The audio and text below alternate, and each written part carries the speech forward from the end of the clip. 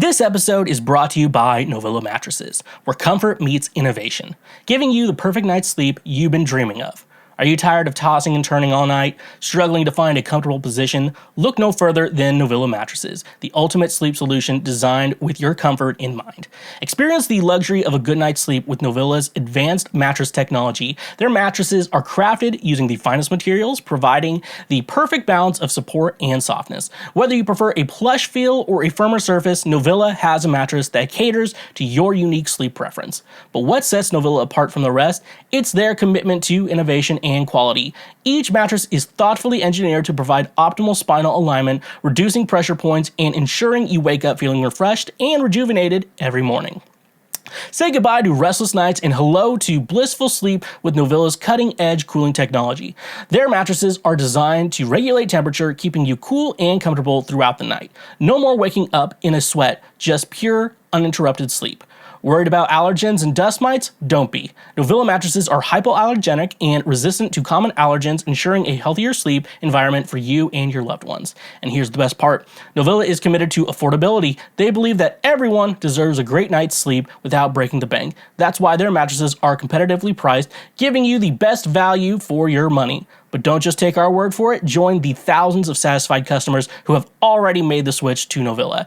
Even when your mom comes to my place, just know she's getting a great night's sleep, among other things. Experience the difference for yourself and discover what it truly means to sleep like you've never slept before. Using promo code Schweezy or the link in our description, you can save 10% off any purchase you make through Novilla directly. Ready to transform your sleep experience? Visit their website today and choose the Novilla mattress that suits your needs. Your journey to a better night's sleep starts now with Novilla mattresses. And a reminder, when you use our links, you directly support this show. When you want it the most, there's no easy way out.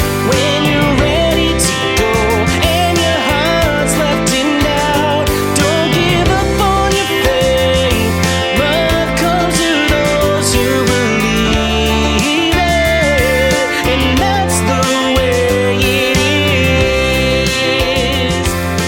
That's the way it is. Hello, and what is going on, my fellow Schwoke Lords? What is up? Welcome back to another episode of Cancel Schweezy, better known as the Lord's trademark favorite podcast. How's everyone doing today?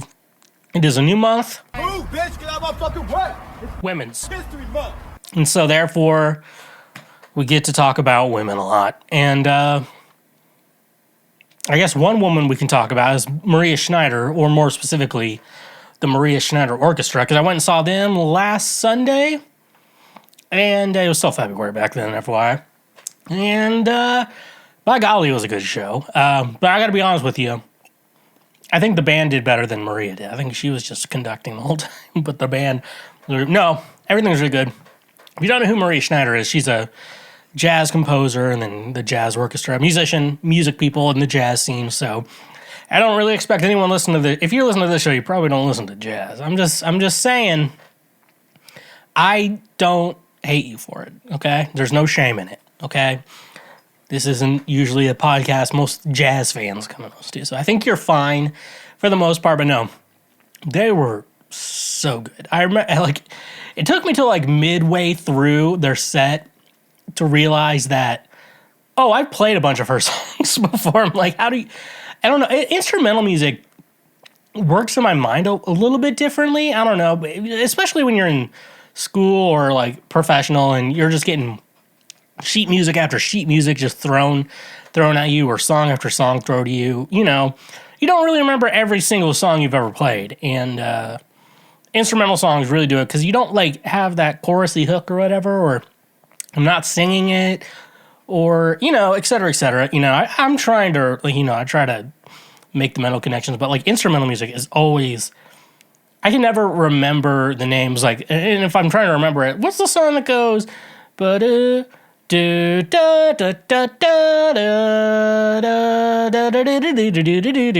know that's Take the A Train, but, instrumental music, and, when I saw it was either Chris Thiele or Nickel Creek. It was him, but it was one of those two, because I saw him 1 month after the other. And he always talked about how instrumental songs are always hard to title, which is very true if you've ever written any instrumental music. It's very hard to come up with a title. When I was in college, when I took composition lessons, I decided to name all the songs I was writing after Sesame Street characters with a joke in there. Like, I think the big band one I did was Bert and Ernie, They're Just Friends. Didn't age well. We found out they were not just friends. There was Big Bird, the Ray Romano Birds. I think I had one for Grover. Who else? Oscar the Grouch may have had one too. Those were a lot of unfinished. But yeah, I know. It's just something similar to that. It would be cool to call it the Sesame Street Suite. That'd be really cool if I ever released that. Then I'd have to find jazz musicians because I could do like bass and guitar or whatever and drums. But I think, yeah, I'd probably need some horn players to really, really jazz it up. But yeah, no, they were so good. I do have to tell you, I saw their guitar player in the show. It's not the one on the recording.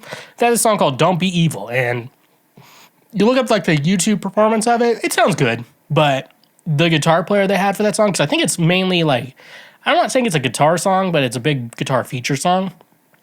And this guy at the show on Don't Be Evil was like doing like metal guitar sweeps, you know? It's like the entire time. And I was like, my jaw was just on the floor. I'm like, what is going on right now?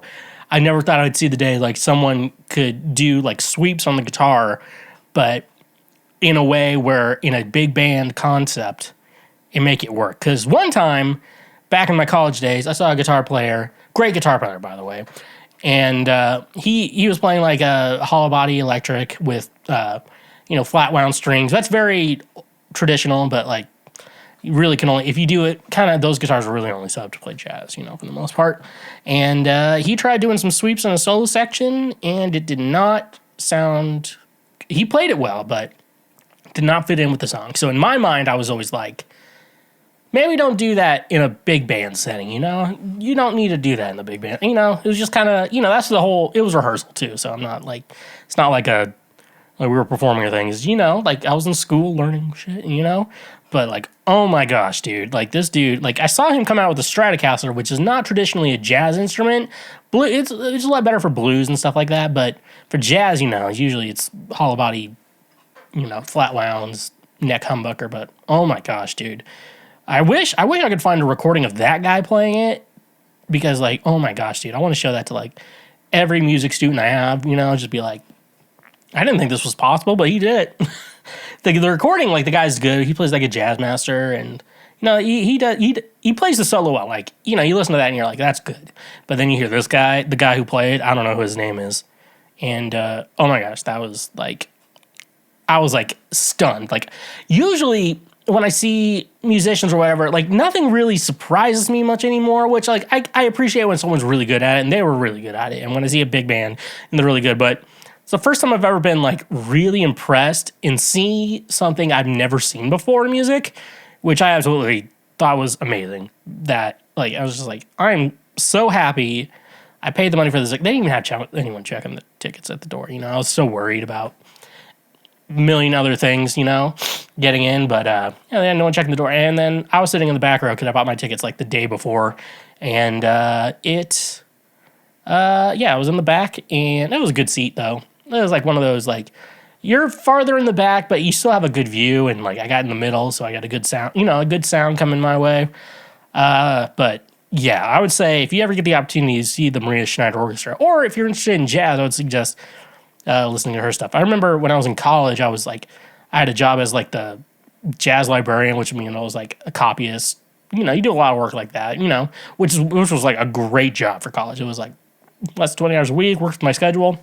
And I remember having to tape all the parts for her for one of her pieces once, and I remember it had such detailed notes. Like every instrument would have such detailed notes in her songs.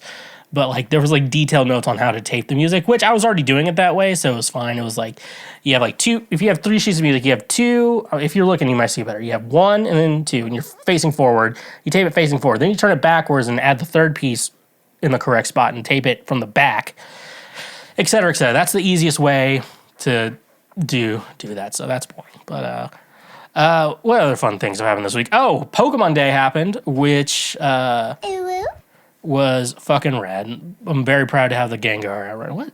No, it's just a weird shadow.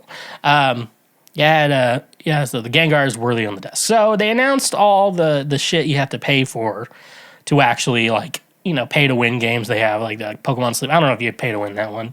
I know Pokemon Unite, I tried playing that. It was a fun game, but like, it's so pay to win, and you're just like, how am I supposed to compete with these other people? What the hell is that? Oh, that's just something poking in my back.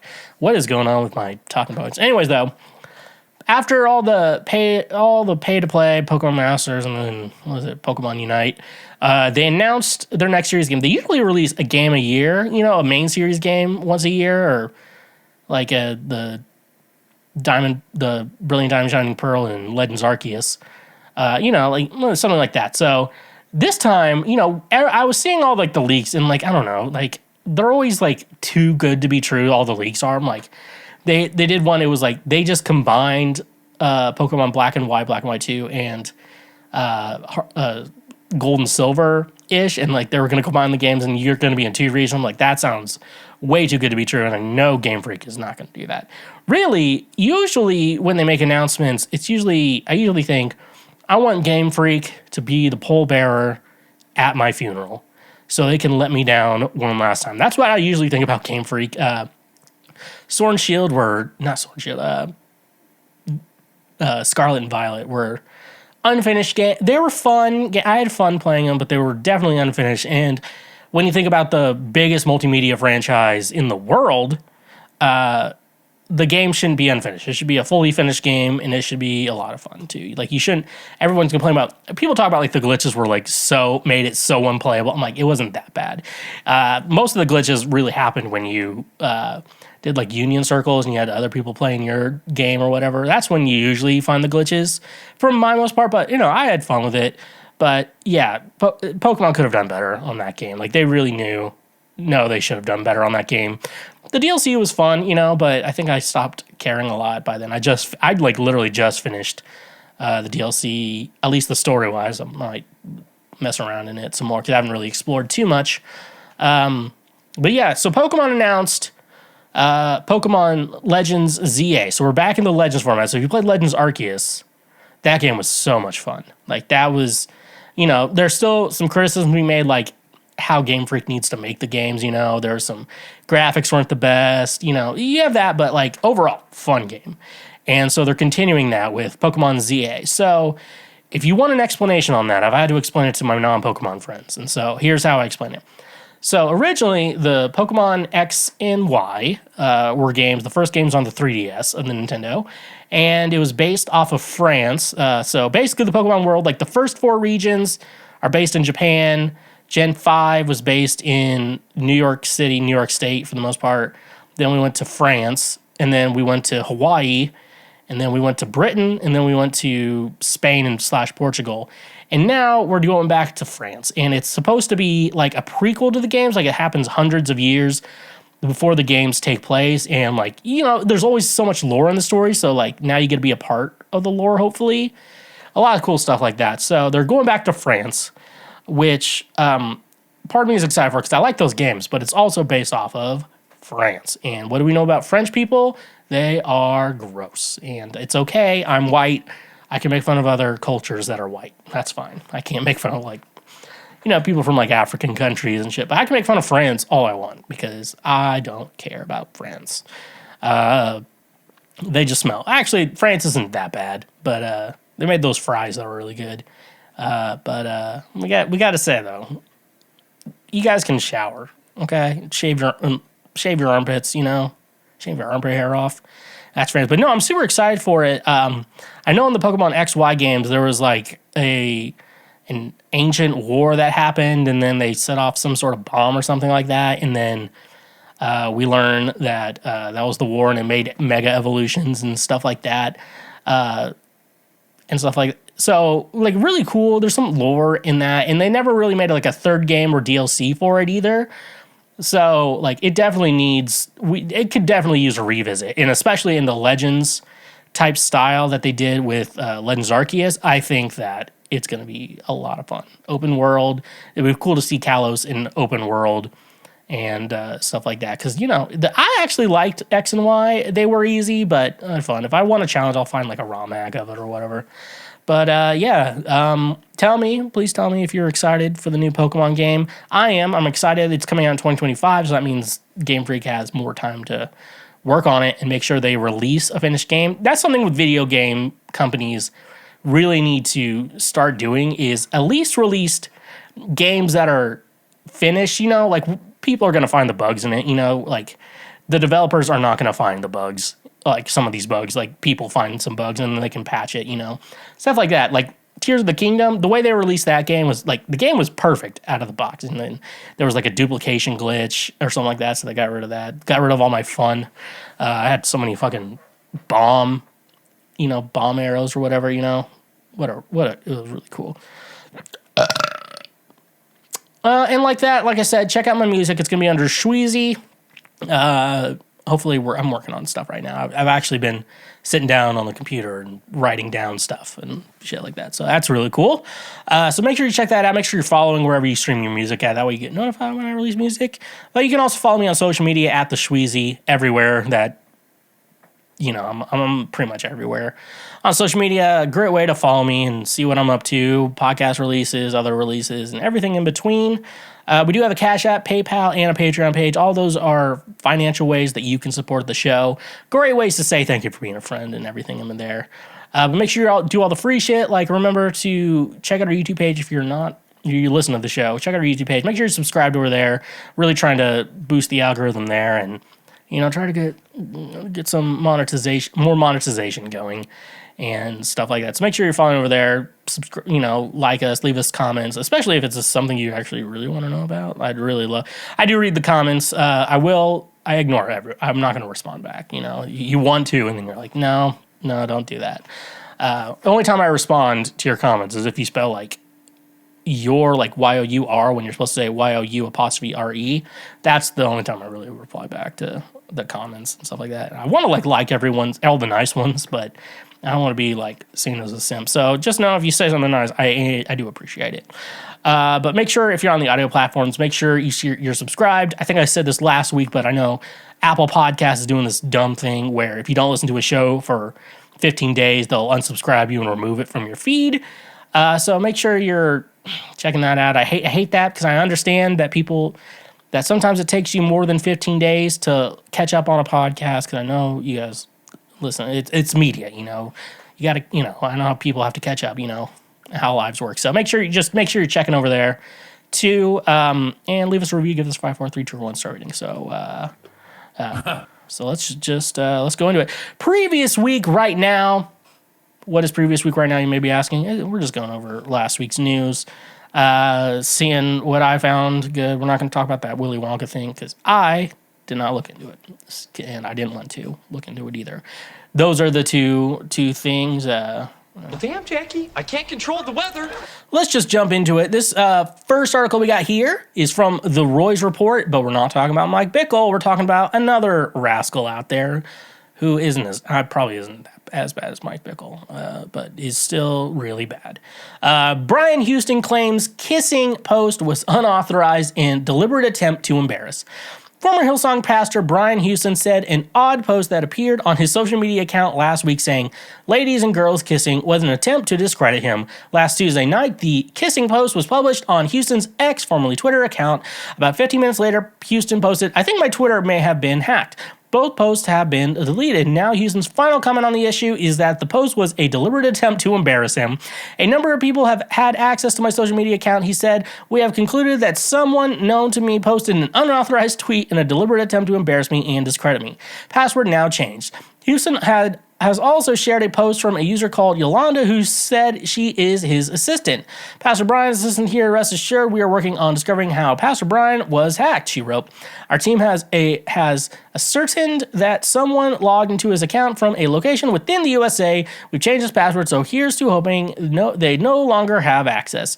She added that users should disregard anything that seems out of the normal and remember that Pastor Brian does not contact anyone privately.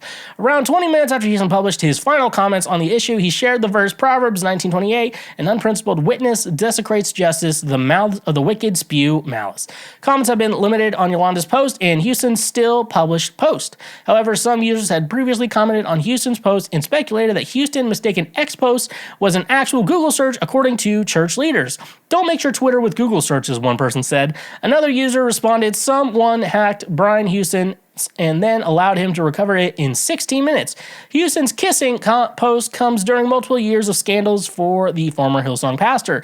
Houston, who co-founded Hillsong Church with his wife, Bobby, resigned from the megachurch in 2022 due to alleged sexual misconduct. The Roy's report previously reported an internal investigation revealed Houston had acted inappropriately towards two women. Houston has allegedly spent time alone in a hotel room with a woman, not his wife, in 2019 after consuming anti-anxiety medications and alcohol, the board of directors of Hillsong said. He has since complained that he was betrayed, lied about, and defrauded. Then in April 2023, Houston pleaded guilty to charges in California of driving under the influence of alcohol after a prior arrest on February 26, 2022, which was less than a month before his resignation from Hillsong. Houston also made headlines last fall when an Australian court found Houston not guilty of concealing sex abuse by his father, Frank Houston, and not reporting it to the police in August, the Rose Report previously reported. Sydney Court Magistrate Gareth Christoffy ruled that Houston had a reasonable excuse for not reporting his father's crimes. Houston and his wife are currently focused on starting a weekly online ministry and church, he announced last November. I'm excited about the building a new community, he said. The pair has now created a new website featuring their bio posts authorized by each of them, their books, ways to connect with them, and videos of church online. So, Brian, you almost got away. Brian, I'm just telling you right now, if you would have just left it at someone hacked into my account and posted this, it's not me. And then you just stopped there. Like, we all know you posted it. Like, we all know you're looking up ladies and girls kissing, dude. Like, and also, how old are you? Like, bud, we all moved. You start with lesbian porn when you're a kid because you're scared of dicks, and then you get over it because it's called growing up, Brian. You're still watching fucking girls kissing. That's how you get off, dude. Just like, what? Like, that's what gets you off? Girls kissing? Like, that's not... You could go to YouTube and see that. You know? Like, you don't have to go on your Twitter account to try to search it in the fucking tweet bar. You don't have to do that. But, like, now these, like, someone's coming after me. I'm like, all right, Brian. You know, like, the thing that would be, like, someone hacked my account and then just no other words about it. But now you're just like, someone's trying to discredit me. I'm like, Brian, you already discredit yourself, dude. Like, what? I mean, you have a drinking problem, which, like, I don't want to, you know, I understand that, you know, and I don't think addiction should be taken lightly. But also, your actions while you're drunk are not good. And most people know that if they want to grab women like that when they're drunk, then you make changes to your life, you know? That's what normal people do. But you have a history of being a little sexual fiend, as they like to say. And but you're digging yourself a bigger hole out of this. You need to just shut the fuck up, dude. And also stay away from women too. I feel like, you know, it's like Mike Pence has that rule. Is like he doesn't eat, you know, alone with the woman, you know, like, you know, business lunches or whatever, because he's a politician and he probably has to. He gets lunch with other politicians, and you know, politicians get to be women these days.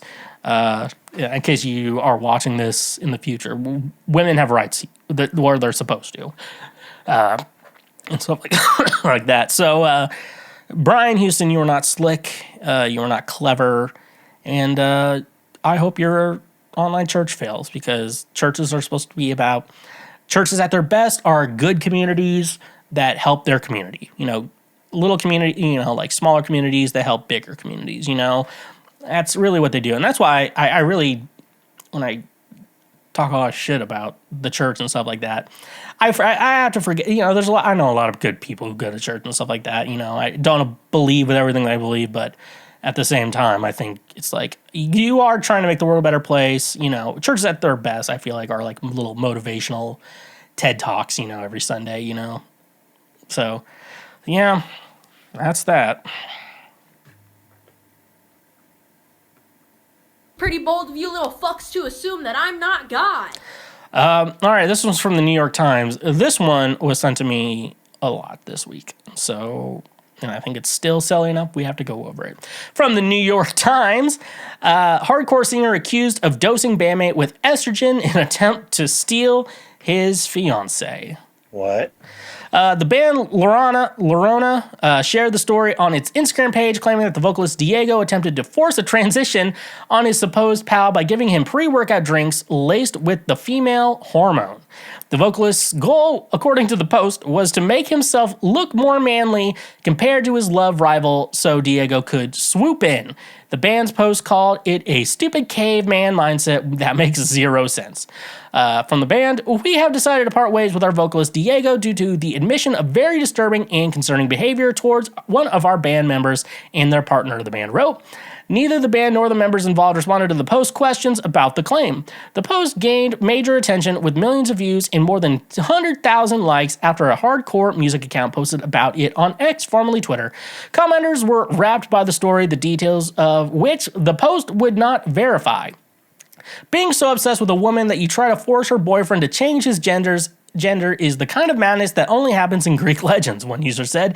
The vocalist confessed to the bizarre act during a drinking binge, then admitted it again via text message. Lorona claimed in a post. He has admitted to being obsessed with said partner and has been attempting to sabotage their relationship by cutting pre-workout that he frequently gets from his job with high amounts of estrogen, the post said.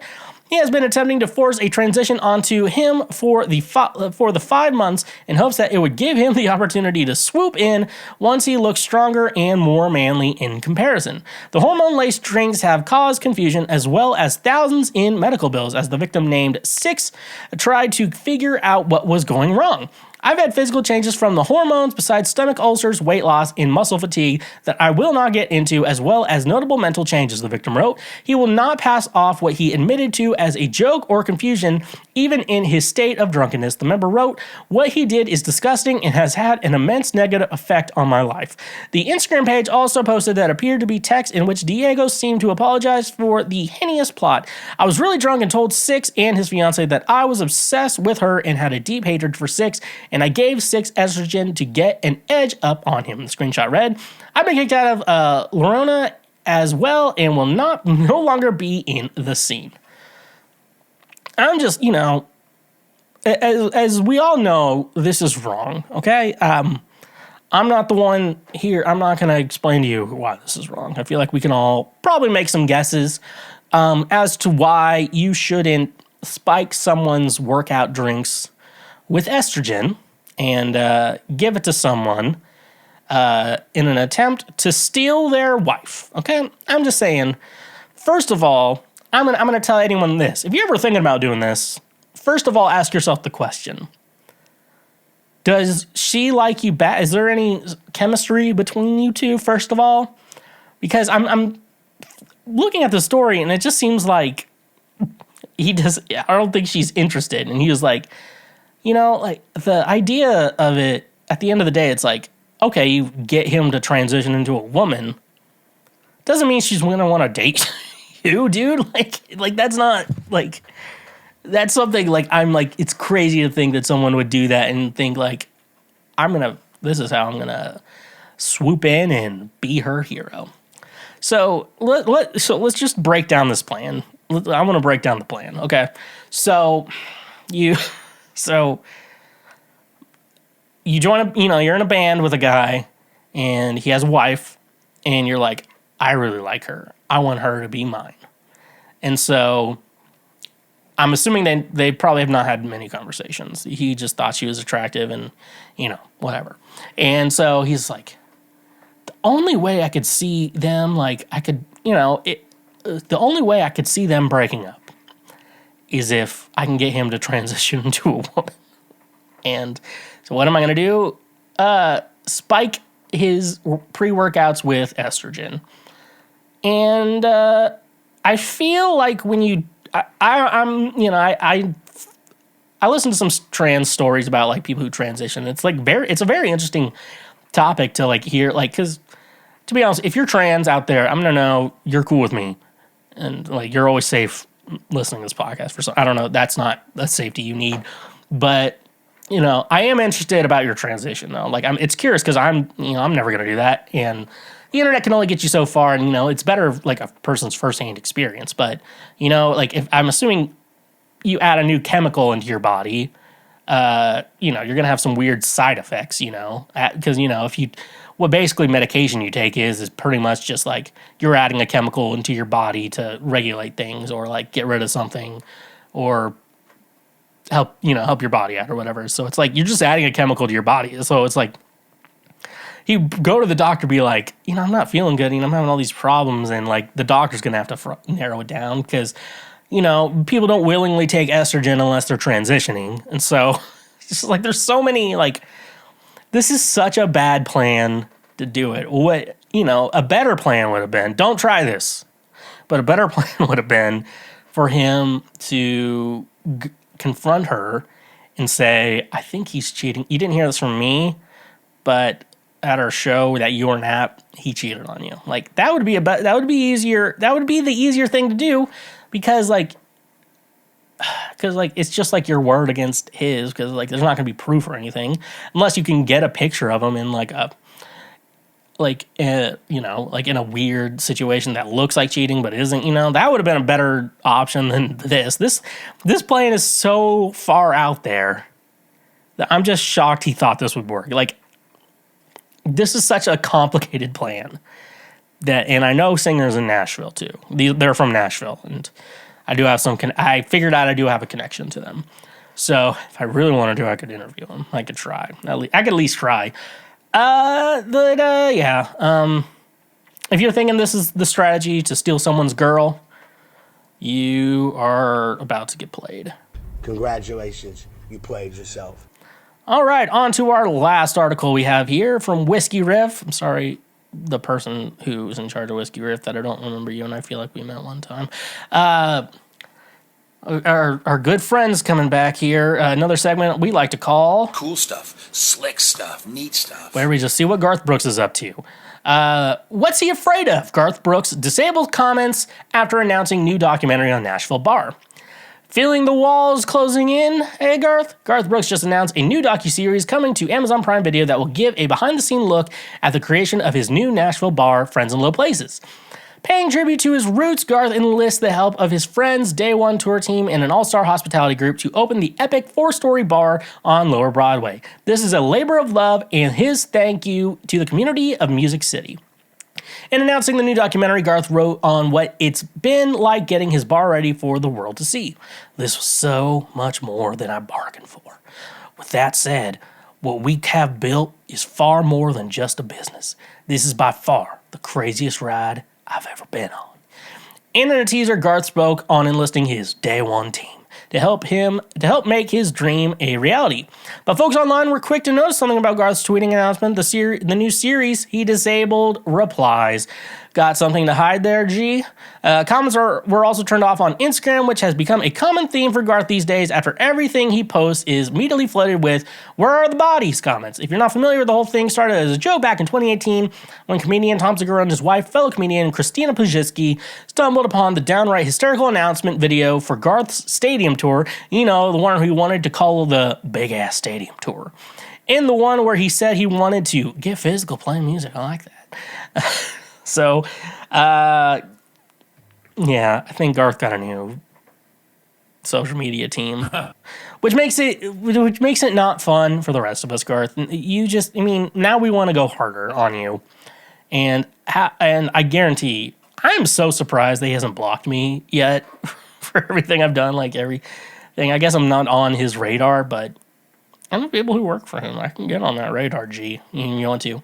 But I also want to meet him and be civil, But also, Garth, you just need to, really at the end of the day, Garth, you just need to go in on the joke too. I feel like that's going to be your best strategy for actually getting this to end for you, You're handling it you are handling it in an okay way, but it's one of those things where we know it bothers you because disabling comments means we know it bothers you, and that's just going to make things worse for you. So, G, do it for mankind. I like that. Stand up for mankind. Stand up for people. FNX Fitness, the ultimate destination for fitness enthusiasts looking to reach their peak performance and achieve their health goals. Are you tired of the same old fitness routines that leave you feeling uninspired and unmotivated? Look no further than FNX Fitness, where they bring a fresh and innovative approach to your fitness journey. At FNX Fitness, they believe that true fitness goes beyond just physical strength. It's about nourishing your body and mind and soul to unlock your full potential. That's why they offer a wide range of high-quality supplements and products designed to support your active lifestyle. Fuel your workouts and enhance your recovery with the scientifically formulated supplements. From pre-workout energizers to post-workout recovery blends, FNX Fitness has you covered every step of the way. Their products are carefully crafted using premium ingredients, ensuring you get the nutrients you need to perform at your best. But FNX Fitness is more than just supplements. It's a community of like-minded individuals who share your passion for fitness and well-being. Join their supportive community and gain access to expert advice, workout tips, and motivational content that will keep you inspired and on track towards your goals. They understand that fitness is a personal journey, which is why they offer a wide range of products to cater to your individual needs. Whether you're a seasoned athlete looking to take your performance to the next level or a beginner taking your first steps towards a healthier lifestyle, FNX Fitness has the tools and resources to support you every step of the way. But don't just take my word for it. Join the thousands of satisfied customers who have already experienced the FNX Fitness difference. Transform your fitness routine and unlock your full potential with FNX Fitness. And using our code in the description, you can save 15% off your order from their website. Ready to take your fitness to the next level? Visit their website on your nearest retailer today and discover the power of FNX Fitness. Elevate your performance, fuel your passion, and become the best version of yourself with FNX Fitness. And a reminder, when you use our links, you directly support this show. Cash App, the easiest way to send, spend, and save money with just a few taps on your phone. Are you tired of dealing with the hassle of carrying cash or waiting in long lines at the bank? With Cash App, you can say goodbye to those inconveniences and hello to a seamless financial experience. Sending money to friends and family has never been easier, whether you're splitting the bill at dinner, paying your share of rent, or simply sending a birthday gift. Cash App lets you transfer money instantly, directly from your bank account. No need to worry about writing checks or handling physical cash anymore.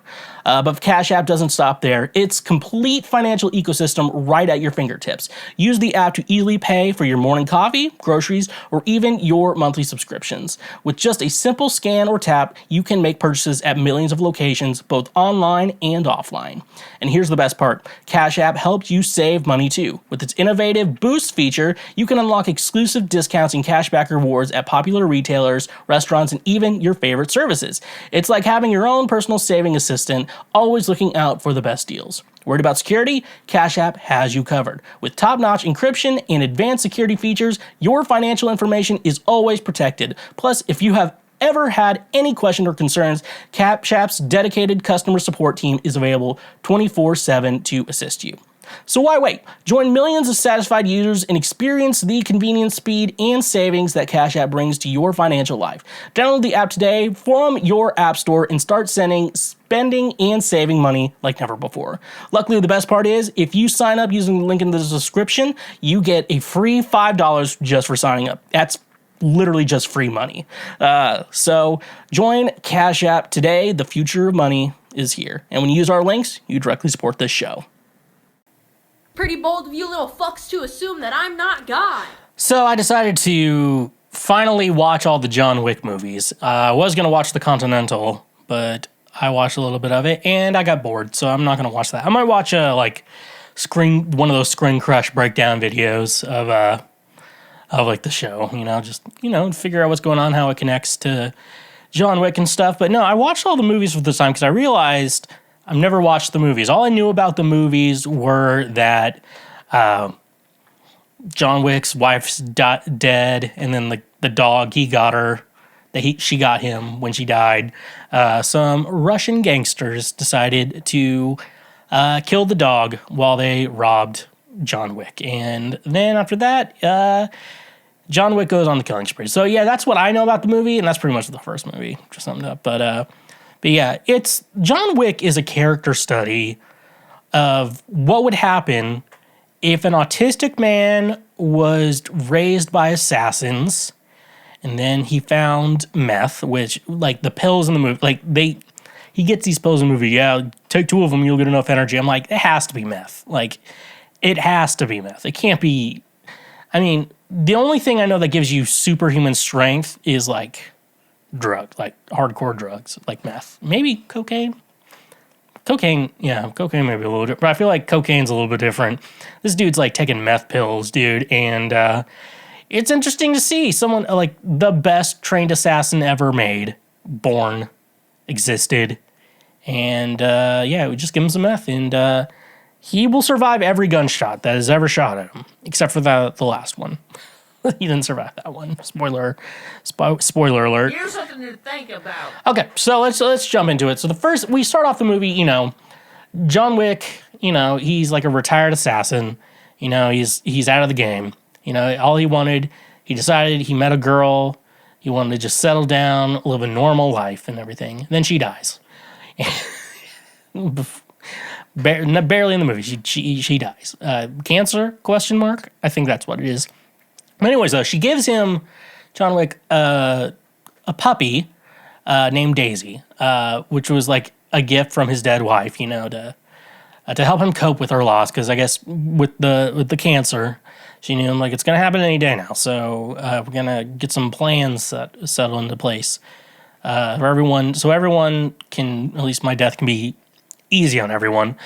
And then, you know, so John Wick has this nice car, and then what happens is Yosef Tarazov, he's like a gangster, and his dad's like the kingpin of, you know, the whole operation.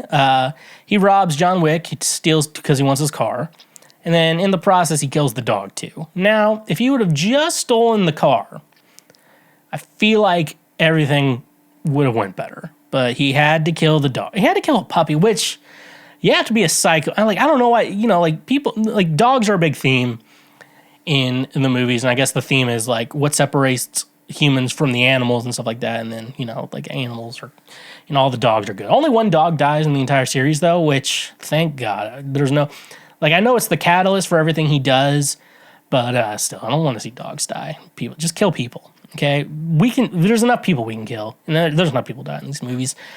But yeah, and the thing about the dog getting murdered is, before that happened, like, you have no reason to think John Wick is a good guy or a bad guy. Technically, on paper, he would be considered a bad person because he's killed a lot of people. I think by the 4th movie, like, he's up to like 300, at least confirmed kills that are seen in the movies. So, yeah, that's a lot of people. 300 people. That's like as many people who...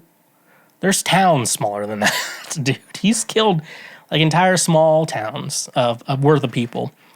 And then after that, he wants to avenge his dog's death and get his car back. So what does he do? He eliminates like every prominent figure in this Russian mafia group.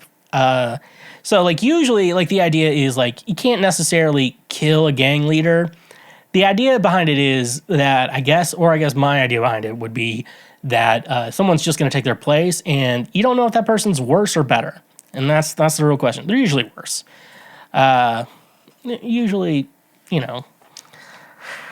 Yeah, so anyways, though, he kills everyone in this movie, and he kills everyone. Now, he should have killed the leader when he had the chance, before he killed his son, or else Willem Dafoe would still be alive, and a great ally to John Wick. Willem Dafoe was like his mentor. He dies in the movie, by the way. And then John avenges his death, and that's how everyone in that mafia group who was a prominent figure died. That's pretty much the movie. He also adopts a new dog at the end of it, a pit bull. And this pit bull was like a pit bull that was going to get executed, you know? Executed, I think put down is the word we use. Execute the dog. That sounds dark, dude. You got to be really fucked up in the mind if your job is to put down dogs, you know? I know obviously doctors may have to do, like veterinarians have to do it, you know? to give a dog like a peaceful death. A dog is like, he's in a lot of pain. I don't think he enjoys living anymore. Shit like that. So yeah, he adopts a new dog, a pit bull, and the best trained pit bull ever. Usually why pit bulls are in the pound is because some asshole trained them to be killers. This dog, however, he saw John Wick, he's like, I'm not going to fuck with this guy. That dog is like perfectly probably the best behaved pit bull I've ever seen in my life. And also, the dog's an actor too, and probably trained that way. Anyways, though, so at least we know the dog's good. And that dog doesn't die. It survives. Where it is at the end, I think someone has it, hopefully. Then we get to John 2. And the thing I love about these movies is they really like take place right after the next one. So like once you watch those movies, there's not like a usual time gap. I think there was a little bit of a time gap between 3 and 4, but it wasn't like such a big time gap where you're worried. It was just like enough for John Wick to be healed, But like everyone just like happens right after the other. So the second one starts off with him getting his car back, and it's completely total. I don't know why he wants that back. And he gets it fixed, and he's like, "Can you fix it?" And you're like, I mean, at this point, they just have to build him a new car from how much the damage did, just trying to get it back to him, So we're introduced to Santonio D'Antonio, who's an old associate of John Wick's, and he made a blood oath with this monster.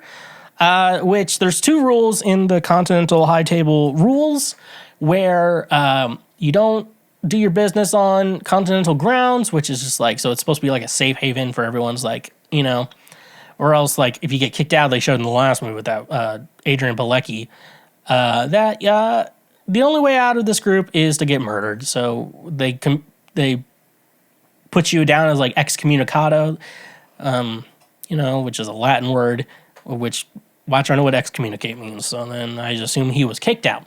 And so now everyone in the world is trying to kill him, at the end of it, But that's what happens when you get kicked out. So anyways, though, after the blood, like you have to comply to a blood oath and you have to not do business on company grounds. Like that's the rules to this safe haven of assassins. I don't know, and, I guess the cops are on it too. So in this blood oath, D'Antonio asks John Wick to kill his sister so he can be in charge of the empire, their whatever empire. And so, since it's a blood oath, he's like, I guess I got to do it because he blew up his house and shit like that. And then, he kills the sister, and then D'Antonio was like, now we're going to put a bounty on your head since you killed my sister so we can tie up all loose ends.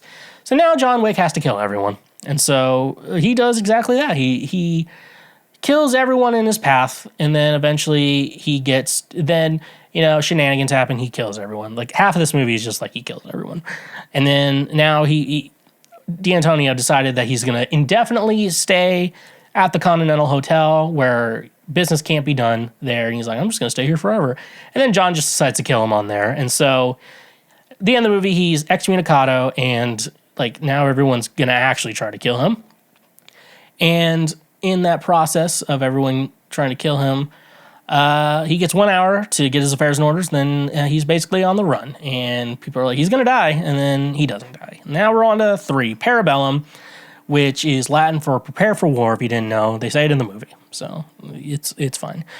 So it's like it takes place immediately after the second one. John has like an hour to get his affairs. He goes to the library to get his Russian shit so he can be back with another Russian mob and shit like that. And then he like basically has to like give up his give his 1 token away to get safe transportation to Casablanca, where he meets Sophia, who has 2 dogs, very well trained, and she's played by Halle Berry, who is great. Even though she didn't do like an African accent in X-Men, I still think she was a great Storm, because I watched the animated series and it's like, I summon the power of the Arctic winds. I'm like, I don't think I want to hear that. Like, can't you just be like, just use the powers? We're watching a movie. You can just show us. So I liked Halle Berry. I wish she had the mohawk in it. That would have been cool. Yeah, so then eventually goes there. And there's this like adjudicator. Her real name's Asia, which is a crazy name to name your kid. If you're naming your kid Asia, and like she looked I say she because she was dressed like a woman in the movie, but real life she could have been the non-bonds, you know what I'm saying? And she's starting shit, and so basically he goes to like the one above all or whatever they call him, and get his blessing, he has to cut off his ring finger and shit. Those don't make me feel good. And then he's like, now he's safe from the table, but now he has to kill his old kind of mentor, the guy who pretty much let him go away from his excommunicado free, almost like without killing him himself, and shit like that. So now John, after targeting Winston, we meet the Bowery King, who becomes more prominent in the next movie, played by Lawrence Fishburne, because he has to be in every franchise. He is in Marvel. He's been in like almost every Marvel, DC franchise out there, and there's so much more and shit like that he's been in. So he has to be in here. Then they pretty much have to go to war at the hotel, and they call a parlay, and they make an agreement, and then Winston shoots John, and he falls off a building, and somehow he survives from the power of meth. And so we're ending here. He was saved by the Bowery King, and the Bowery King is looking to start a rebellion against the High Table.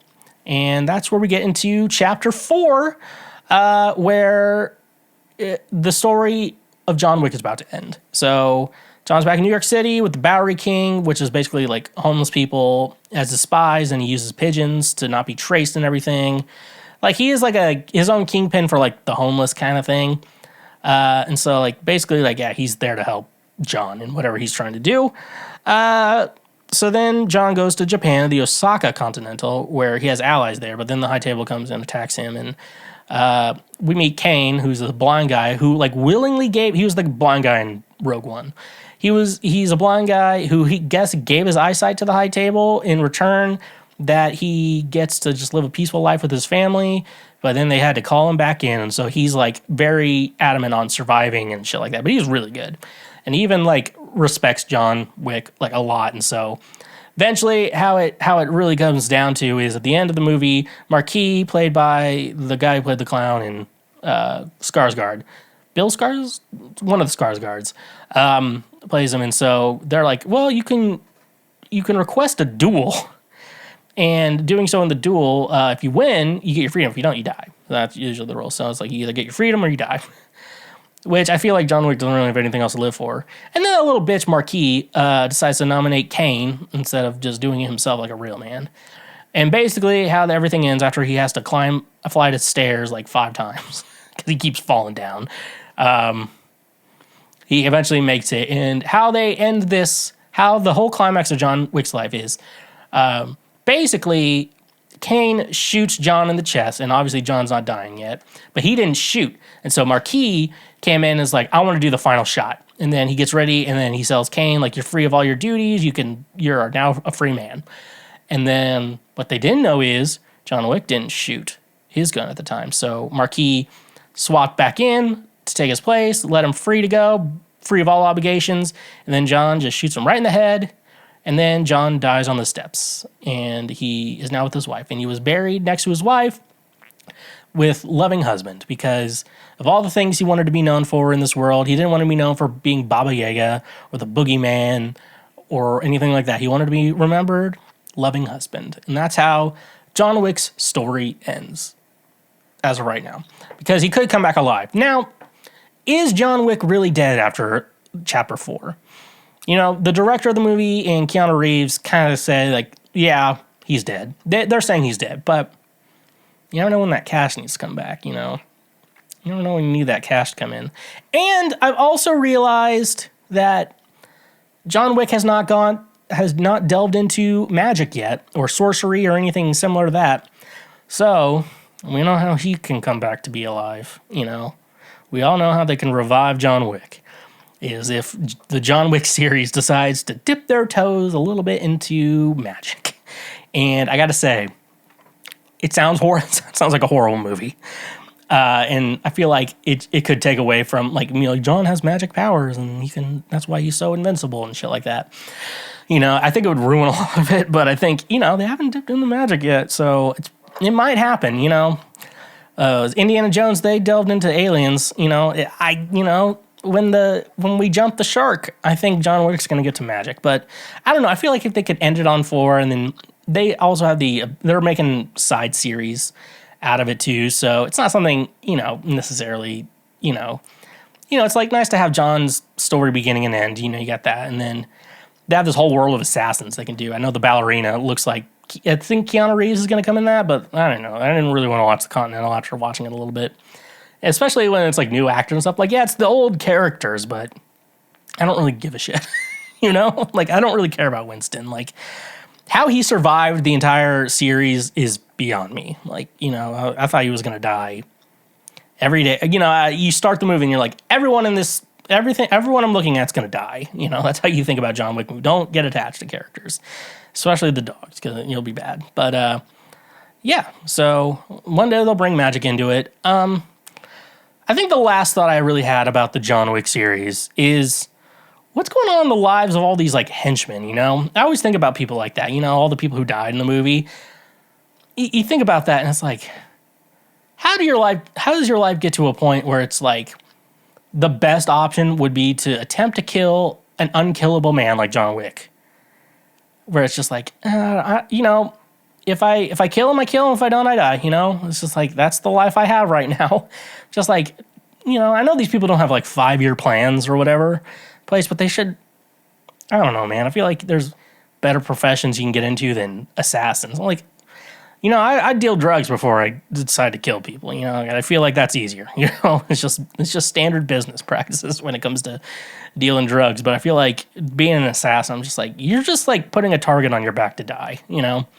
And maybe some people want that. Maybe some people, there's one guy who really enjoyed that. But, though, yeah, I always wonder, because, like, what they're doing is basically signing up for a death sentence, And I think, you think about it from John Wick's point of view, it's like, it's either fight or die trying, and he fights and doesn't die, except for that one time where he did die. But overall, I'm a fan of the John Wick movies now. I'm a fan of it. In regards to, like, mindless action where, not everything, the humor is going to be questionable. It's going to be unrealistic, over-dramatic. One thing I've noticed, like, assassins in movies, it's like they're always doing badass shit. But then you hear, like, stories of, like, I heard the story of when they got Osama bin Laden, and it's just, like, I heard, like, the story is, like, Osama bin Laden's 20-year-old son peeked his head from a staircase, and he was dead. So it's just, like, it's like when you hear like U.S. military guys tell a story, it's like so accurate and nerd-like, It's like, this isn't as fun as I think it is. Just like, yeah, he peeks his head in the corner, and he's dead. And because it's so like smooth and efficient the way they do it, It's like rolling around. They're not going to be doing that shit. They're just like, hump, and then all of a sudden you're dead. So that's cool stuff. Anyways, though, so if you're looking, don't look for the John Wick movies for advice, though. But Keanu Reeves did like 90% of his stunts, which I'm assuming like all the choreography he did, and then like I bet being thrown down the stairs was probably not him. Things like that. But overall, if you haven't seen the John Wick movies, I'd highly suggest it. Obviously, if you're not a big fan of watching people die, may not be the movie for you, but if you are a fan of people dying, then I got to tell you, you're going to love the John Wick movies a lot. Drizly, the ultimate convenience for all your alcohol needs, delivered right to your doorstep. Tired of making last-minute trips to the liquor store or dealing with crowded aisles and long checkout lines? With Drizly, your favorite drinks are just a few taps away, making your alcohol shopping experience easier and more enjoyable than ever before. Drizly brings the liquor store to you, offering an extensive selection of beer, wine, spirits, and more. Browse their vast catalog of top-quality brands, local favorites, and specialty beverages, all conveniently organized on their user-friendly app or website. With Drizly, there's no need to leave the comfort of your home. Simply choose your favorite drinks, place your order, and let their reliable delivery partners handle the rest. Whether you're hosting a party, relaxing after a long day, or simply stocking up for the weekend, Drizly ensures that your drinks are delivered promptly and securely. But Drizly isn't just about convenience, it's about choice. Discover new flavors, explore unique craft brews, or find the perfect bottle of wine to complement your meal. With Drizly's vast selection, you have the freedom to choose exactly what you want when you want it. Worried about the hassle of age verification? Drizly has you covered. Their delivery partners are trained to ensure responsible alcohol delivery, making sure that only those of legal drinking age receive their orders. Your safety and the safety of your community is their top priority. Join the millions of satisfied customers who have already embraced the convenience and simplicity of Drizly. Say goodbye to the hassle of traditional alcohol shopping and hello to the ease of having your favorite drinks delivered to your doorstep. That's not all. Using our link in the description gives you $5 off your first order, which can greatly enhance your night, if you know what I'm saying. Ready to elevate your drinking experience? Download the Drizly app or visit our website today and experience the future of alcohol shopping. Cheers to a new way of enjoying your favorite drinks with Drizly. And remember, when you use our links, you directly support this show.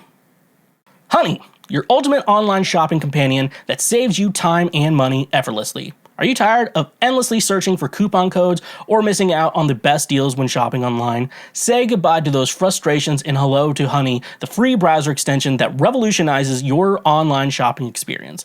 Honey is your personal shopping assistant that automatically finds and applies the best coupon codes at checkout, helping you save money with just a few clicks. No more wasted time scouring the internet for discounts. Honey does the work for you, ensuring you never miss out on a great deal again.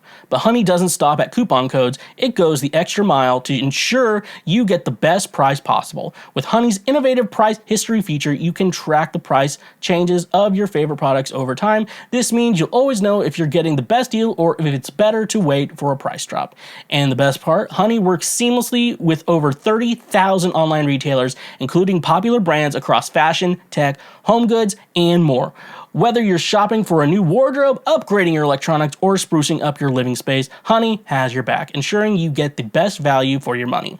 Worried about privacy and security? Rest assured, Honey is committed to protecting your personal information. They never sell or share your data, and their browser extension is designed with top-notch security measures to keep your online shopping experience safe and secure. Join the millions of satisfied users like me who have already saved millions of dollars with Honey. Download the Honey browser extension today and unlock a world of savings every time you shop online. Don't miss out on an incredible deal and the chance to save money effortlessly. Experience the power of Honey and take your online shopping to a whole new level. Honey, the sweetest way to shop online. And remember, when you use our links, you directly support this show. Oh no!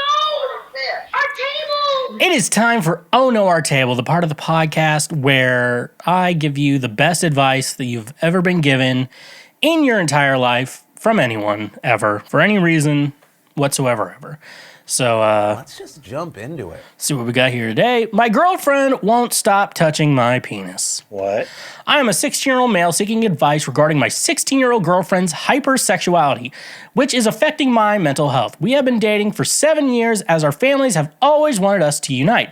However, her behavior has become overwhelming as she constantly initiates sexual activities regardless of the situation. I feel like she may be using me for my body, and our relationship lacks emotional depth beyond physical intimacy. I'm considering gaining weight to shift her focus away from my body. I am seeking advice on how to address this issue without risking our relationship. What I'm thinking is you need to set up what most of us have to figure out in life. They're called boundaries. And if you let her know, just like, hey, I'm not really, it's like, let's wait till we get home. Like, do that. Or I guess you're 16. Let's wait until we have, the appropriate time to do said things. What is this going on? It's a weird shadow or whatever on this. Okay. So, and it's usually this is like the other way around, where it's usually the guy's a little too handsy with the girl, and, then the guy learns boundaries, and women, not every woman likes to just be manhandled, and so it's stuff like that. So it's weird. It's the opposite, but first, I think there is stuff you gotta like figure out, because I guess you're both horny 16-year-olds, or at least she's a horny 16-year-old, and you are not as horny as she is. So, there's a lot of things I would advise you against gaining weight for her to not, because that's kind of self-sabotaging, and it's also not good for your health to gain weight either. Usually weight gain is the result of many things, usually eating too much, and it's usually always eating or consuming too many calories, and more calories than you need. So it's so you're in a very interesting situation. I think what you have to do is set up boundaries. Like, hey, you can't be touching my dick in public. We just set up maybe that ground rule, and just like when we're alone, you can touch it as much as you want. But when we're in public, just set up some boundaries and stuff like that. And honestly, if she's just using you for your body, which I've never heard women, not a lot of women, I don't feel like it's weird when women use a guy for her body. I don't know. It just feels like that's not, to me, it's just like that's not what women are. They're more interested in other things and shit, like it's not always like how you look, so it's always a different thing there. So yeah, I think the only real advice I can give you is just to set up some boundaries, and if those won't work, maybe break up. There's plenty of other horny teenagers out there, so like it's not like she's not gonna have it. You've been dating since you were 11? What? You said 7 years and you're both 16? You guys started dating when you're, yeah, that's weird too. Like, you don't even know if you guys are gonna be like a good fit for each other, especially now, because it's just weird when dating in high school.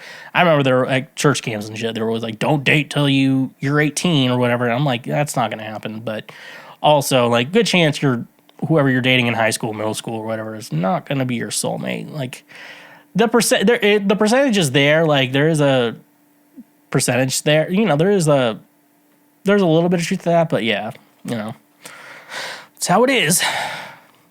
My fiance told me he's unsure he wants to have children with me because I complain too much about being in pain. My fiance and I both in our late 20s have been actively trying for a baby, knowing it might make life more challenging. I'm generally healthy with a high-paying job that involves frequent travel. However, I struggle with an autoimmune disease that causes occasional pain and other related physical issues, as well as mild depression. I avoid pain medications due to its effect on my mood. My fiance, on the other hand, rarely complains about physical discomfort, even when he's injured. He and his family have a stoic attitude about pain, which differs from my own. I worry that I complain too much and don't always feel supported. I want our future marriage to succeed, so I'm seeking advice on how to handle my pain and complaints without being overly negative. Okay, so a little bit of a mixed situation. I think his general idea about like unsure about he wanting to have children with you is just because there is a little bit. I think a little bit of it has to do with I think parenting has to be like both parents 100% ready to go for it to, if you're going to do, especially when you actively decide like, hey, I want to have a child with this person. And when you are actually smart and actually are the one deciding that, not like, oops, I didn't wear a condom and you're pregnant now. I don't know how that happened. A lot of people talk like that. So yeah, I think he's just, a lot of the worry is like, he probably doesn't feel like you're in it 100%. And, I think both parents kind of have to, do an equal part in raising a kid. And he's worried that he's going to have to do it all while you complain about your pain and shit like that. One, I do think looking, if you have any like pain issues or whatever, you could look into something that would help with the pain, whether it's like going to a chiropractor, edibles, physical therapy, and stuff like that. So just like, see what you can fix. Like, obviously your autoimmune disease is not gonna, it's not the best, but like, I don't know, like maybe if you're in pain a lot, like look for at least some treatment for the pain. I would probably not do painkillers though, because that stuff is just heroin, just straight up heroin. And so, yeah, I think that's what he's worried about, because he probably doesn't believe you're all in on it, and that's like, there's a lot of, if you're planning to have a baby versus the accidental baby, there's things you have to understand going in, and he may be thinking like, she's not going to do shit, and then I'm going to have to be stuck with a kid, and I don't want to have to be a regret. Like, I love the kid, but I regret having it with your mom because your mom is just kind of annoying about it. And obviously there's stuff like that. So my best suggestion for you on your end would be make sure you have a conversation and let them know that, like, whatever this is, I'm going to have to work through it, if we're going to have a kid, because I know I'm going to be in a lot of pain, and, the kid's going to need me and shit like that. It's just a lot of work. So give him some peace of mind and knowing that, like, hey, I'm all in on this. I'm going to have to, even on my bad days, I'm going to have to power through it, for the kid. I think that's another thing. And another thing would be looking at something, if you think your health is going to be a problem, like I said, look for some sort of treatment. And like I said, you don't have to do painkillers. Like, there's a lot of things you could do. The first two that come to mind are a chiropractor and edibles, like that's my excuse, or CBD.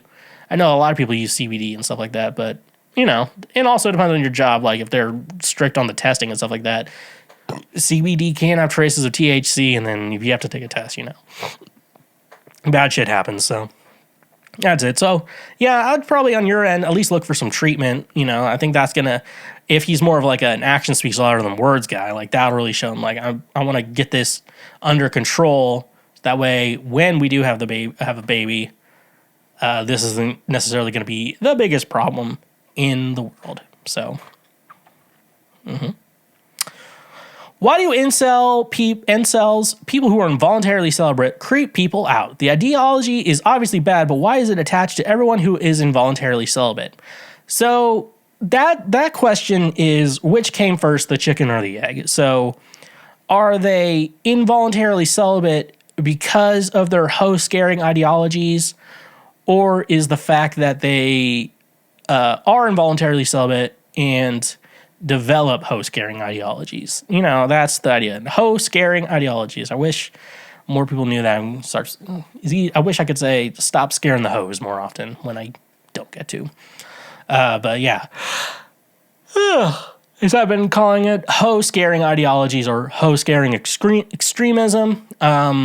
And so it's kind of which one came first. And so if you're thinking about which one came, if you were saying he has hoe-scaring ideologies, which in turn makes him involuntarily celibate, that means they're probably a bad person to begin with. And usually those are the guys who don't have redeeming qualities, because they're so, because they just think that they are better than, they have weird thoughts and shit like that. Women are second-class people. And I'm like, yeah, that scares the hoes. That'll scare all the hoes.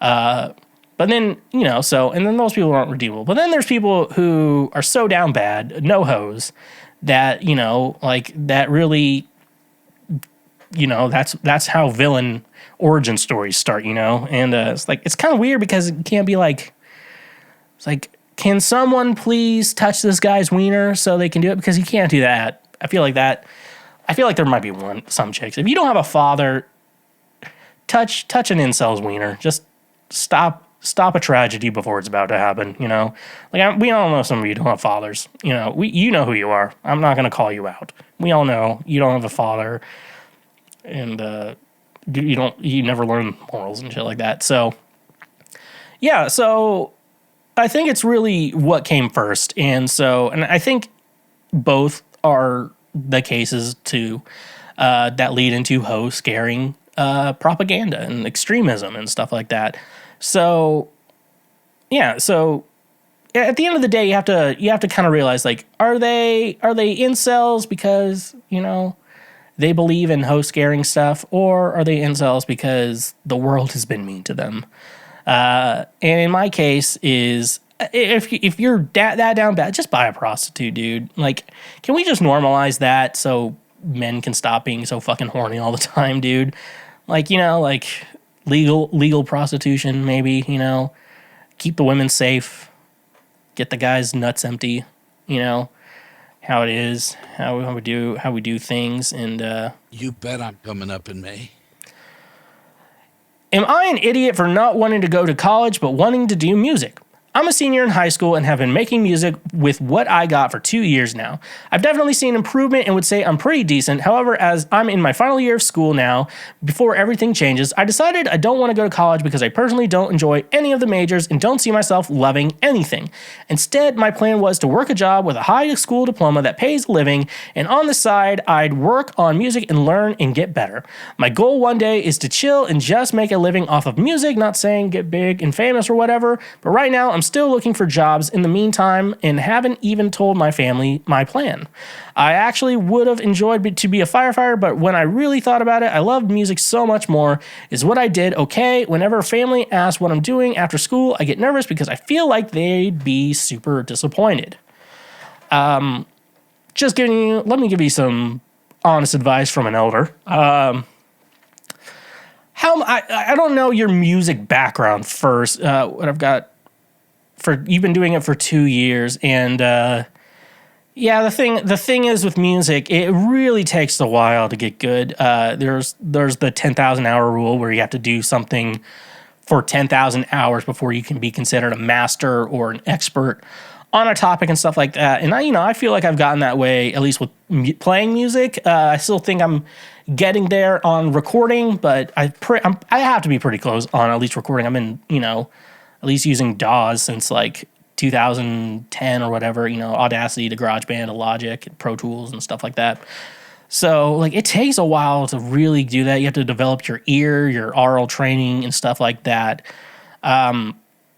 But yeah, so that's just saying, I don't know about your music endeavors, but most people I know who've been playing for 2 years, I would, for the most part, consider still beginners and stuff like that, because there's so much music information that you really can only learn by doing it all the time and stuff like that. I've been playing music since I was like 13. That's when I started playing guitar, and I was like, I want to start writing songs and stuff like that when I do this too. And then, improved my piano skills, learned bass, learned drums and stuff, and stuff like that. And I've just been doing that like almost I'm getting close to 2 decades on that. And I still feel like I suck. So yeah, it's stuff like that. So, and that's not me trying to discourage you into going into music. I'm just telling you the reality of the situation. Also, I'm not saying don't go to college, do go to college. What I'm telling you is, you need to at least kind of make some sort of a plan, like how am I going to make money and stuff like that. In the meantime, until I can try and figure out how to do music full time. And doing music, like the best advice I was given is a lot of people, especially a lot of musicians, they always have to have 2 or 3 different things to really do it well, to do music. So like it's kind of like, I'll work a day job and then I'll gig at night and stuff like that, and travel wherever I need to go, and stuff like that. And even then, like the band, like inflation has gone up, but they still pay bands mostly the same, unfortunately. So it's really hard to make a living just doing music. You pretty much have to like be like consistently touring all the time to do it and stuff like that. And, yeah, and most musicians also have a side, something on the side too. Like, if you Tom DeLonge, he has To the Stars right now, but he used to have Macbeth and Atticus, and like that was a clothing line and stuff like that. Travis Barker has like Travis Barker Wellness and stuff like that. I think the guys in Green Day, and they're doing fine on music as it is. And they have Mike Dirnt, the bassist, has a coffee company. I think Billy Joe's involved with it too. So you hear about, people have side hustles all the time and stuff like that. I do music, and then I also do this podcast, which ad reads help income and stuff like that. And then I teach too, So even just making a living doing just music is very difficult to do in the most part. So for the most part, if you're going to be doing music, you're probably going to have another job as well. That's just the reality of the industry for the most part, unless you're really selling out stadiums or even like doing good in venues and good theaters and stuff like that. It's only so much. Like you're lucky to get like, Usher got paid like $800 or $600 or whatever to play at the Super Bowl. I'm like, if I got paid just that, usually that's how much you have to split with the rest of the band. So, there's a lot of interesting thing here. My best suggestion would be don't give up on doing music, continue to do it, but don't expect to just, I hate to have to put that damper on you, but making a full-time living doing it is going to be rather difficult. So my best suggestion would be, if you don't want to go to college, which I understand, like, if you finish high school, at least you always still have the option to go to college. The only big thing is like, it's like young 20s is college age. So you may be one of those older people in college too, and you may not get that college experience, which if you don't want that, that's fine.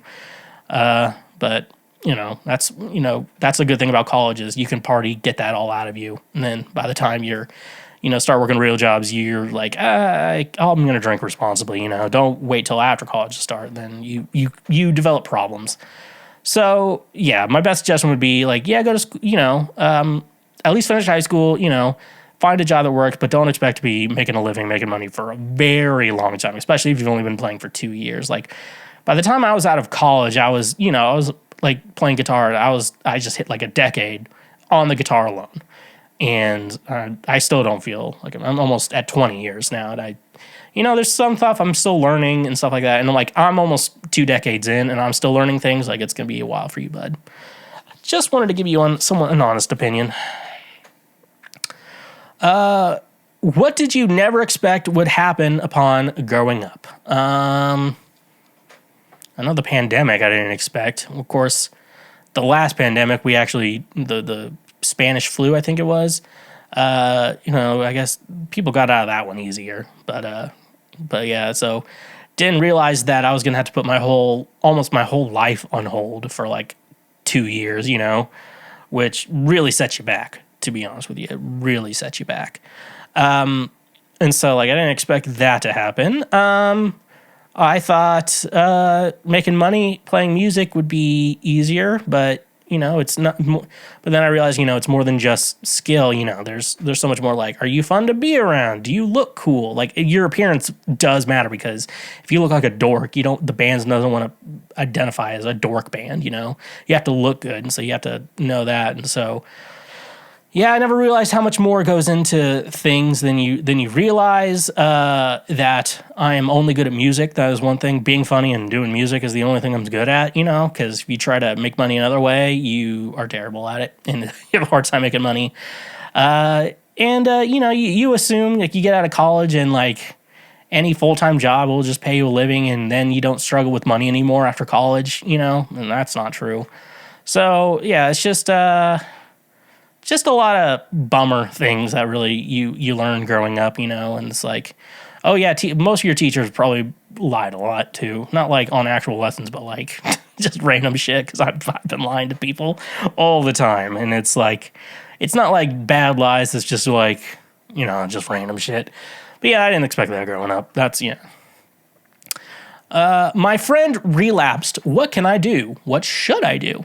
My best friend, a recovering heroin and opiate addict, went missing for about 4 days last week, claiming he had a stomach virus. I suspected something was off because his stories didn't add up.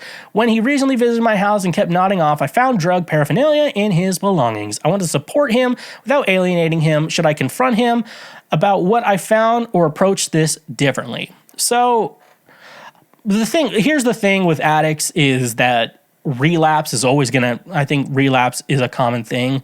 That's one thing I don't really like about AA. They have those coins, that you can celebrate, like 10 years of sobriety, which is I think it does work for some people, it keeps them motivated to, it's like on their bad days, they don't.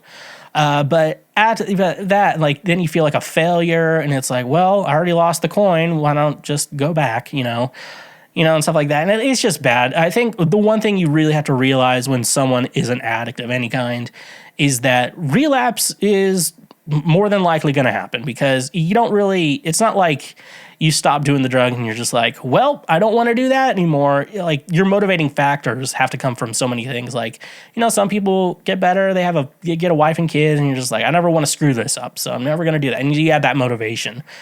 One thing I was talking to someone the other day who got out of rehab. I do think support groups can be really good, and I know some of them are a little religious based, and I'm not saying you have to go to them, but I think the best way you should confront them about it as a friend going forward, like being like, hey, I'm your friend, I saw this, what's going on, you have to come at it from a friend's perspective. You can't be a dick about it. I think at this stage, be your friend. And the best thing you can suggest to him would be at least to find a support group.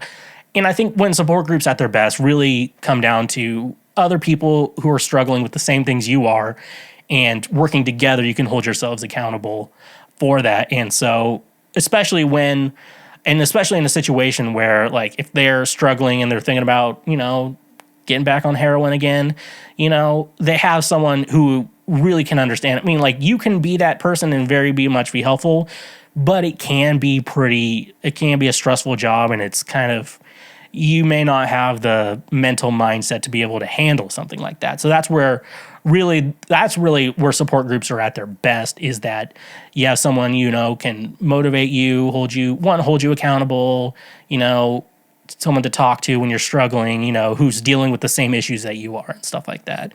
That would be my, I would suggest support groups are just, and really, it's surrounding yourself with people that, understand what you're going through and understanding your struggle, and someone who can help them. And, you help them, they help you. It's kind of like it's a good relationship, and it's just good. That's when those support groups are at their best. At their worst, they're a little too religious based, and I think AA, they are religious based, but they don't really preach it. They'll just have meetings at churches and shit like that, which, it's a place to meet, that's all it is. Just think about it like that. But yeah, no, just, talk to him about it, ask him what you can do to help. And I always suggest like a support group. I deal with kids, and, they have drug problems. They have, they're just as likely to have a drug problem as an adult. So, I always suggest, don't be mean about it, and just say like, hey, you should look into support groups. I just think it's a really good, just to have someone else that's better suited in regards to helping your situation, at least, someone who's in the same mindset of you and stuff like that. So. Got him! All right, last question we got here. Does he like me? Good question. I went on a date with a guy yesterday, super respectful, kind, a gentleman. The only thing is, I'm not sure if he's attracted to me physically. He didn't make any moves, and I was batting my eyes at the end of the date when we were in the car talking and trying to give him the signal to kiss me, but he didn't. He wasn't even looking at me. He hasn't told me I'm pretty even once, but he texted me saying he had a great time, planned a second date on the spot, and told me that he told his mom about me and she approves. What do I do? Now, if you got a normal vibe from this guy and he already told his mom, then that's a good thing. If he's a weird mama's boy, that's going to be another thing. Here's the best suggestion, and this one's a good one for all the ladies. What it sounds like is your hints are not good, and you think he'll notice. You got to be more obvious about your hints, ladies, because a man's not going to notice that. Like, if you change your hair, like, a man's not even, sometimes men don't even notice that, like, or like you change it to like a different color or whatever, or like a slightly different color, and it's like, I don't know, he's not going to notice that stuff. So stuff to think about that. So you got to be more obvious in your signals. Also, first date, he's probably being respectful. Like, I guess you wanted him to kiss you. It doesn't sound like you wanted him to take you to Pound Town, split your ham in half. But, he's probably being respectful. And, most normal guys expect, like, a first date, like, probably nothing's going to happen. We're just getting to know each other. Now, I'm a fan of a girl who's down on the second date because, you pass the first date's the test. I'm like, is he gonna murder me? And then the second date's like, I feel safe with him, stuff like that. So, don't overthink a first date and stuff. Don't overthink stuff like that on a first date, because everyone's a little bit different, and at least their beliefs and how they would go about that. It has to be what it is. So my best suggestion would be to come on a lot stronger, be a little bit more obvious than you think you are. Like, if you think like you have to give him a hint, you're not being obvious enough. Like, it has to be very obvious, and he will know. And yeah, I think if you do that, you'll be good. Just do better hints, and if he already told his mom about you, he approves. Like, he's fine. Like, you have nothing to worry about. And and you also don't know, like, are you allowed to call women? Because you hear those guys catcalling on the street. Like last week, I saw a guy. He was like, "Damn girl, back that thing up," and she was like, "Thank you." Just like so like unfazed. He was just like, "I'm just gonna get out of this situation alive," and stuff like that. And with all that being said, that's this week's episode of Cancel Schweezy, better known as the Lord's trademark favorite podcast. Can anybody tell me what can I do with these ladybugs? Like I said, follow my music under Schweezy wherever you stream music at. Social media is at TheSchweezy as well, and check that out as well. Patreon, Cash App, PayPal, financial ways to support the show. Always a great way to say thank you. Thank you for being a friend and everything there.